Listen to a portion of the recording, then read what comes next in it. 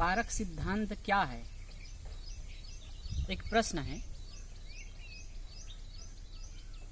Park सिद्धांत सदगुरु कबीर साहब से अनुप्राणित है। सदगुरु कबीर साहब से ये निकला है। वैसे पारक सिद्धांत, पारक नाम नहीं था, लेकिन पारक के विचार सदस्य होते आए हैं। आप सांख्य के विचार देखिए, योग के विचार देखिए, तो वहाँ भी पारक के, वेद शास्त्रों में भी पारक के अंश हैं। पारक शब्द पर थोड़ा विचार करें। पारक का शुद्ध शब्द है परख, अब पारक अवरण शब्द है। परख का अर्थ होता है छानबीन करना, विवेक करना, और पारख का अर्थ होता है ज्ञान, विवेक। तो जो विवेक पूर्वक, छानबीन पूर्वक किसी बात को स्वीकार करता है, वह है पारक सिद्धांत। और जो ऐसा करते हैं उसको पारखी कहा जाता है। अब एक तो पारखी परंपरा ही चल पड़ी है कि अमुक साधु सन्यासी लोगों को और पारखी कहते हैं, लेकिन वास्तव में जिनके अंदर विवेक शक्ति है, विवेक पूर्वक जो चलते हैं, विवेक पूर्वक बातों को मानते हैं, उसे पारखी कहना चाहिए। पारक सिद्धांत कहता है कि कोई वेद शास्त्र में लिखा है इसलिए बातों को न मान लीजिए, कोई महापुरुष कहता है इसलिए बातों को न मान लीजिए, बल्कि क्या कहता है इस पर विचार कीजिए।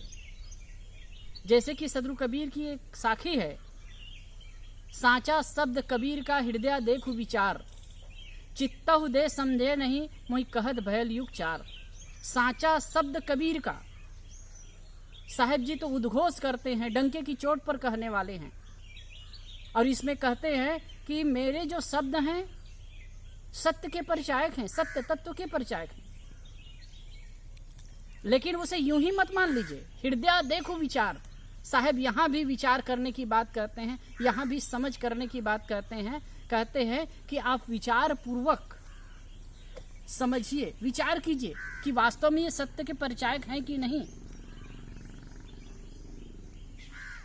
तो पारक सिद्धांत कहता है कि जो बातें सत्य है, कारण कार्य के अनुकूल है, विश्व के शाश्वत नियम के अनुकूल है, उसको तो स्वीकारिए, और जो बाहरी बातें हैं उस पर एनालिसिस कीजिए, और विवेक पूर्वक जो बातें ठहरती हैं उसको मानिए। ये पारक सिद्धांत है। पारक सिद्धांत में बहुत सारी बातें हैं, जैसे कि प्रकृति की व्यवस्था को वो ऑटोमेटिक मानता है, इसको चलाने वाला कोई दूसरा नहीं मानता है। प्रकृति अपने गुण धर्मों से स्वयं चालित है, इसको कोई चलाने और बनाने वाला नहीं है। ये अपने आप में प्रकृति चलती है, यह संसार चलता है। हाँ, ये संसार का निर्माण तत्वों से हुआ है, जड़ कणों से हुआ है, इसलिए स्वाभाविक रूप से समय समय से इसमें परिवर्तन होता रहता है।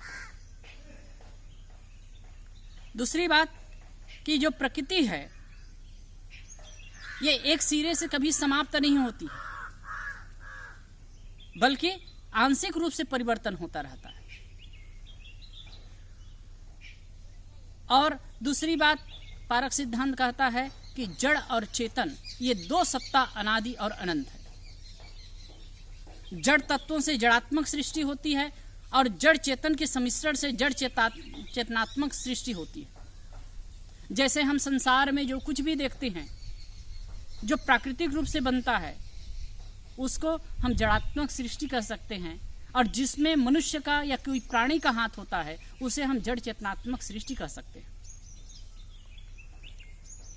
तो पारक सिद्धांत मानता है कि जड़ चेतन दो अनादि वस्तु है, और इनके गुण धर्मों से यह जगत स्वयं चालित है, इसको कोई चलाने वाला नहीं है।